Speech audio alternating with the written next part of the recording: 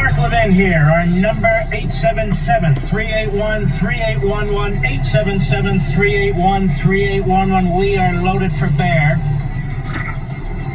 We've got a lot to work through here, ladies and gentlemen, so thank you for being here. You're going to want to be here all 3 hours. It's exciting, isn't it? I could do this for 10 hours. There's so much to talk about. But let's get started here. You've heard it on the news. Wow. Look at this. 370 former prosecutors wrote a letter. And they said they would have indicted the President of the United States for obstruction had he not been president. 300 former prosecutors. You know, ladies and gentlemen, there's about 50,000 former prosecutors, maybe 100,000. Federal, state, local. So this is completely a joke. It's what we call pseudo-events here. It's a pseudo-story in order to create news. Now, let's walk through this. And over there at the Washington Compost, Matt Zapotosky, if that is his name, he felt this was a compelling story, as they do all over the media, because, again, it's a pseudo-story. It's just something to concoct, manufacture news. Trump would have been charged with obstruction were he not president. Hundreds of former federal prosecutors have served. Now you know we have a problem in the federal process.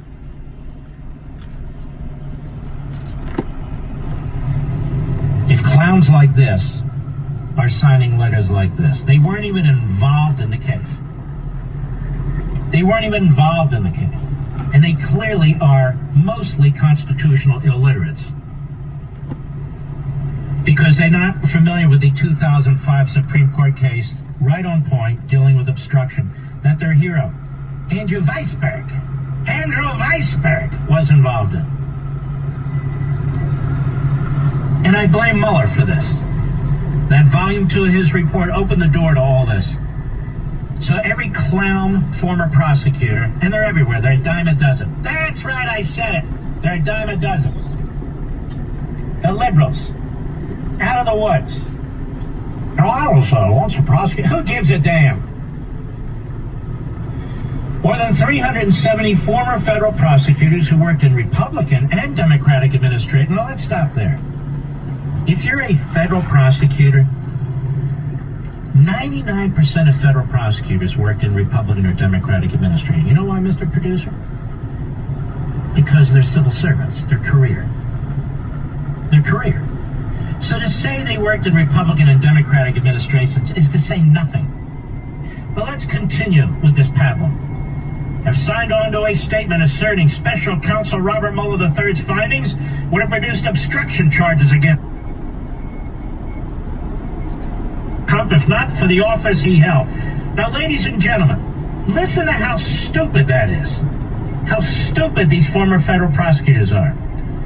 But for the fact that the President of the United States holds the office that he holds, and but for the fact that he did not assert attorney-client privilege or executive privilege as a result of being President of the United States holding the office he holds, there would have been no investigation. And whatever they have is thanks to the fact that he didn't assert any privilege. So to say, but for the fact that he's President of the United States, this wouldn't be an issue of any kind whatsoever. There'd be no Robert Mueller. These guys and gals are former federal prosecutors. They're not constitutional experts. They don't know crap. They're slip and fall lawyers at this point. Let's continue. These statements signed by myriad former career government employees, okay, as well as high-profile political appointees, who are they, offers a rebuttal to Attorney General William Barr's determination that the evidence Mueller uncovered was not sufficient to establish Trump committed a crime. It offers nothing. This is a pseudo-story. It's a non-news story. It is a concoction. And they knew it when they put that letter together. Typical, isn't it? Well, we have the signature of Bill Well. Well, that tells you everything you need to know. Everything you need to know. And you have a lot of never-Trumpers in the group, of course, a lot of the Bushies, a lot of the rhinos. So this is a phony issue. This is a pseudo-event, and this is one of the reasons I wrote the book on freedom of the press. I've got a whole chapter on this sort of stuff, so you can start the process when you see things like this to explain, oh, that's not news. That's a pseudo-event. That's manufactured. A letter created, that's not news. And we've talked about that. The man who came up with this concept, or characterized it most brilliantly, was an iconic historian and professor from the University of Chicago, Daniel Boorstin, who would become head of the Library of Congress. And he wrote a book in 1961, as I mentioned, a month ago, called The Image, A Guide to Pseudo-Events in America. And he explained that with the advent of round-the-clock media, quote, the news gap soon became so narrow that in order to have additional news for each new edition or each new broadcast, it was necessary to plan in advance the stages by which any available news would be unveiled. With more space to fill, the newsman had to fill it ever more quickly. News gathering turned into news making.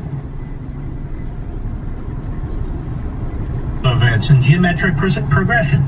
This is partly because every kind of pseudo-event being planned tends to become ritualized, with a protocol and a rigidity all its own. And as each type of pseudo-event acquires this rigidity, pressures arise to produce other, derivative forms of pseudo-events, which are more fluid, more tantalizing, more interestingly ambiguous. Now, what does he mean by this? We started with Russian collusion. We got a special counsel. We have 2 years of leaks, 2 years of phony news and opinions. The American people are drenched with this propaganda.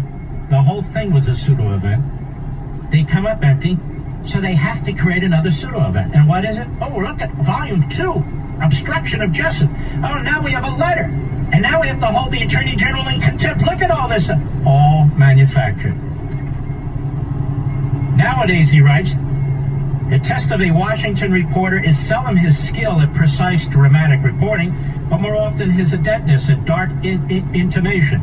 If he wishes to keep his news channels open, he must accumulate a vocabulary and develop a style to conceal his sources and obscure the relation of a supposed event or statement to the underlying facts of life, at the same time seeming to offer hard facts.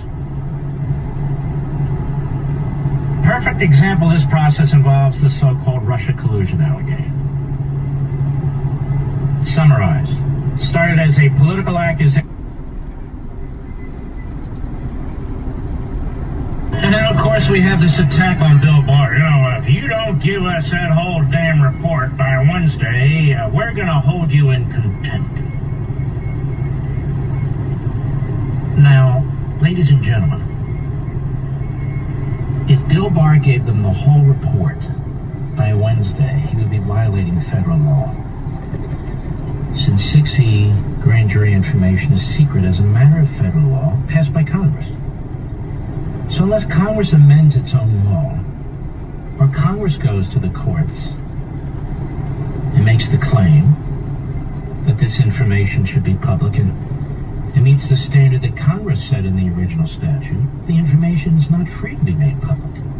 Nor should you want it to be made public, grand jury information. If you're ever dragged in front of a grand jury against your will with a subpoena, and you're talking there, and they take a transcript of what you're saying, you're not permitted to have a lawyer. You're not represented. It's purely the prosecutor's tool. And so these people in the Congress and on this committee, they're well aware of this. So why are they doing this? They're trying to humiliate people. They're trying to embarrass people. Even though they know that this stuff is not supposed to be in public. Why did Congress pass this law in the first place? To prevent people from being treated as if they're criminals without any kind of fair due process.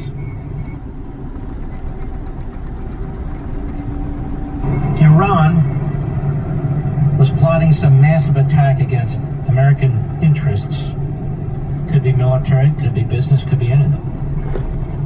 In the Middle East. That's why we sent the USS Lincoln, and even more, a bomber squadron. You see, ladies and gentlemen, the purpose of our bombers isn't to pinpoint, attack, a terrorist here, a terrorist there. It's to blow things into smithereens, big things, lots of things. We sent our bombers over there. We have mounting another attack on us, responsible for killing hundreds of Marines, responsible for killing really hundreds and hundreds of our armed forces during our war in and with Iraq. And this president's not going to take it. Now, where did he get the intelligence from? The Israelis. The Mossad. They shared it with the United States government. The United States government took a fresh look on its own and said, yeah, I think we have a problem here. And so the carrier group was sent over. The bombers were sent over. You don't get to blow up Americans anymore under this president. How much of that did you learn from the media? Very little. I'll be right back. MON LEVIN.